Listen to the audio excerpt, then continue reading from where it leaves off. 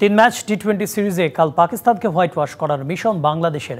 আর পাকিস্তানের লক্ষ্য ধবল ধোলাইয়ের লজ্জা এড়ানো। টাইগারদের সিরিজ আগে নিশ্চিত হয়েছে। নিয়ম রক্ষার শেষ ম্যাচ বলেই অনুশীলন করেনি বাংলাদেশ। সিরিজ হারানোর ধকল কাটাতে বিশ্রাম নিয়েছে পাকিস্তানও।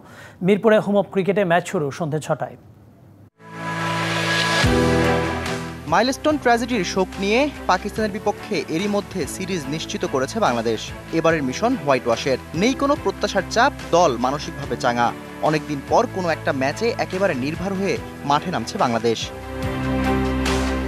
মিরপুরের উইকেট দুর্বোধ্য, ব্যাটাররা কিছুটা স্ট্রাগল করবে সেটাই স্বাভাবিক। তবে একটা বিষয় পজিটিভ, টপ অর্ডারে টানা ব্যর্থতা কিছুটা কাটিয়ে উঠতে পেরেছে বাংলাদেশ। তানজিদ কিংবা ইমন কেউ না কেউ দলের হাল ঠিকই ধরছেন। যদিও দ্বিতীয় টি-20তে তানজিদকে মাঠে নামায়নি বাংলাদেশ, তবে শেষ ম্যাচে তার থাকাটা অনেকটাই নিশ্চিত। সেই সাথে লোয়ার অর্ডারেও জাকের শামীমরা দিচ্ছেন আস্থার প্রতিদান।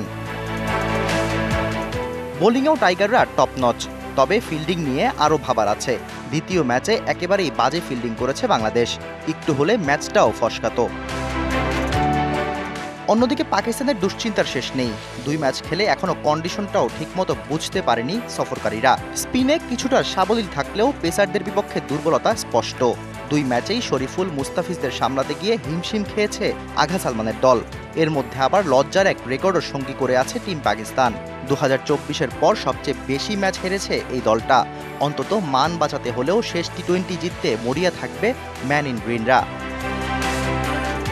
Shahriar Hossain, DBC news desk.